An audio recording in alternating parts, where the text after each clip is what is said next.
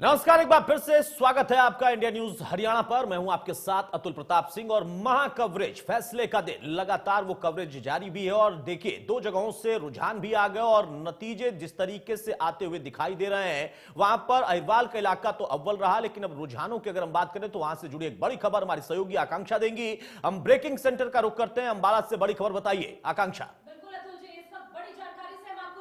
दरअसल मेयर पद की कैंडिडेट शक्ति रानी शर्मा इस वक्त 700 वोट से आगे चल रही है। ये बड़ी खबर है। हरियाणा जनचेतना पार्टी भी से उम्मीदवार है शक्ति रानी शर्मा, उन्हें बढ़त मिलती हुई अंबाला में, ये बड़ी जानकारी है। और पहले राउंड में हरियाणा जनचेतना पार्टी को 2795 वोट मिले हैं। ये पहले राउंड के हम रुझान आपको बता रहे हैं। हालांकि बीजेपी की बात करें तो 2050 वोट यहां पर बीजेपी को मिले और कांग्रेस की बात करें तो 1176 वोट कांग्रेस को मिले हैं यहां पर। और साथ साथ हरियाणा डेमोक्रेटिक फ्रंट की बात करें तो 1176 वोट हरियाणा डेमोक्रेटिक फ्रंट को मिले हैं। ये बड़ी जानकारी इस वक्त आपकी टीवी स्क्रीन पर।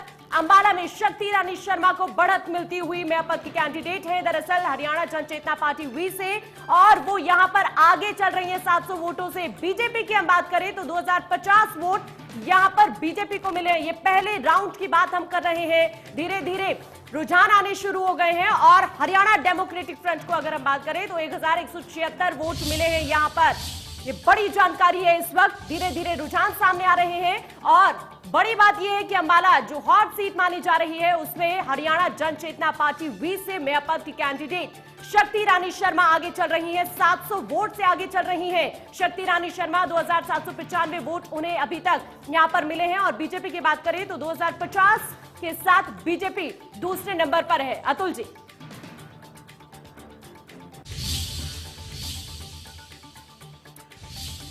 तो बड़ी खबर देखिए आकांक्षा जो दे रही थी यहां पर अंबाला जो कि हॉट सीट, और वहां पर इस वक्त फाइट देखिए कट टू कट है, लेकिन सबसे बड़ी जो बढ़त है वो शक्ति रानी शर्मा के लिए। हमारे सहयोगी देवेंद्र हमारे साथ लगातार बने हुए हैं।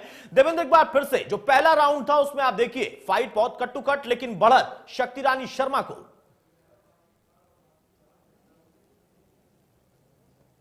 बिल्कुल अतुल, देखिए जिस तरह से पहला राउंड सामने आया है तो इसमें जो जनचेतना पार्टी है उसकी बढ़त दिखाई दी है। लेकिन इस बीच में जिस तरह से अंदर अगर काउंटिंग चल रही है तो बाहर कुछ असमंजस की स्थिति भी है और प्रशासनिक लापरवाही लगातार, जिस तरह से चाहे वोटिंग की बात करें चाहे अब काउंटिंग की बात करें, वो भी सामने आ रही है। मैं एक तस्वीर आपको दिखाना चाहता हूँ अतुल। देखिए, ये एक LED स्क्रीन लगाई गई है उन लोगों के लिए जो जिनका 11 से 20 वार्ड तक के जो एजेंट्स हैं या कैंडिडेट्स हैं उनके लिए ये, क्योंकि अंदर काउंटिंग सेंटर के अंदर हम हैं। लेकिन इसकी स्थिति आप साफ तौर से देख सकते हैं स्क्रीन पे कि कुछ भी नजर नहीं आ रहा है। और ये देखिए असमंजस इसलिए कि ये जो तमाम लोग हैं जो कैंडिडेट्स या उनके एजेंट्स हैं, वो इस बात को लेकर उनको ये है कि ना तो इनके पास में फोन है किसी भी तरह का, वो यहाँ लगातार बैठे हैं, लेकिन इन्हें जानकारी नहीं मिल रही है कि आखिर किस तरह का रिजल्ट है, क्योंकि स्क्रीन पर कुछ नजर नहीं आ रहा है। इसी बात को लेकर बात भी कर लेते हैं। क्या स्थिति है, कुछ किसी से बात हुई है क्या आपकी? नहीं, अभी तो किसी से कोई बात नहीं किसी तरह की।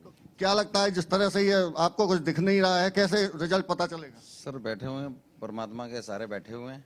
अभी थोड़ी देर में जब अंदर जाएंगे सब क्लियर हो जाएगा। तो अधिकारियों से कोई बात हुई? कोई स्क्रीन पे कुछ नजर नहीं, स्क्रीन पे कुछ भी नजर नहीं आ रहा, कुछ भी समझ नहीं आ रहा।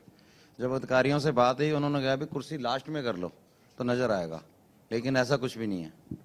देखिए, ये निश्चित तौर से ईवीएम की जब काउंटिंग ईवीएम के अंदर हो रही है, खुल रही है, तो उस बीच को ये अंदर जाना चाहते हैं। लेकिन ये देखिए स्थिति किस तरह की, और ये कुछ टेक्नीशियन यहाँ पहुंचे जरूर हैं उसको सही कराने के लिए, लेकिन अभी तक ये स्क्रीन LED स्क्रीन सही नहीं हुई है। कहा चलिए देवेंद्र, देखिए ये चीजें इसलिए अहम भी हो जाती है और कई बार इसको लेकर हम देखें तो तकनीकी दिक्कतें भी आती हैं। मशीनें हैं, धोखा कभी भी दे सकती हैं। लेकिन जैसा आपने बात की, जो कैंडिडेट है या फिर उनके समर्थक, उनका कहना है परमात्मा के सहारे वो बैठे हैं क्योंकि मशीन ने धोखा दिया। हालांकि मशीन को दुरुस्त करने की व्यवस्था चल रही है, तकनीकी बदलाव यहां पर किए गए हैं कि डिस्प्ले पर कम से कम लोगों को दिखाया जा सके जो बाहर वहां पर मौजूद हैं। वो व्यवस्था भी जल्द दुरुस्त हो जाएगी, इसकी हमें उम्मीद है।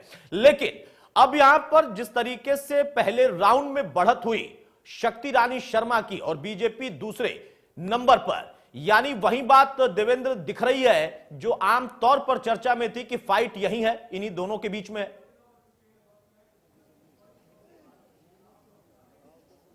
बिल्कुल अतुल, निश्चित तौर से देखिए जिस तरह से चुनाव प्रचार चला था और चुनाव प्रचार के दौरान तमाम वादे किए गए थे जनता से, और जब जनता शहर की सरकार चुनने के लिए 27 तारीख को मतदान केंद्र पर पहुंची थी, तो हम लगातार जिस तरह से कवर कर रहे थे, तो मतदाताओं का साफ तौर से कहना था कि वो बदलाव की स्थिति देखना चाहते हैं अंबाला में, क्योंकि लगातार पिछले कई वर्षों से यहाँ स्थितियां बदली नहीं है जमीन पर। लगातार जिस तरह से पार्कों के निर्माण पहले कराए गए थे, चाहे जनचेतना पार्टी वी की तरफ से, जो विनोद शर्मा जी की तरफ से वहाँ 110 पार्कों का अंबाला में निर्माण कराया गया था, लेकिन उनका रख रखाव तक नहीं हुआ। और कहीं ना कहीं जिस तरह से मेरे वरिष्ठ सहयोगी विपिन परमार भी जिक्र कर रहे थे कि लगातार नालियों की व्यवस्था नहीं थी, पानी निकासी की व्यवस्था नहीं थी, सीवर की नहीं थी, सड़कें टूटी हुई थी। तो चलिए, यानी ये तमाम चीजें हैं, वो पुराने पार्क उनका रख रखाव नहीं हुआ, नए द्वार बने तो इनकी लागत क्या थी, वो सारी बातें थी, लेकिन अब वो सारी बातें पुरानी हो चुकी हैं। अब यहां पर नतीजे का इंतजार है।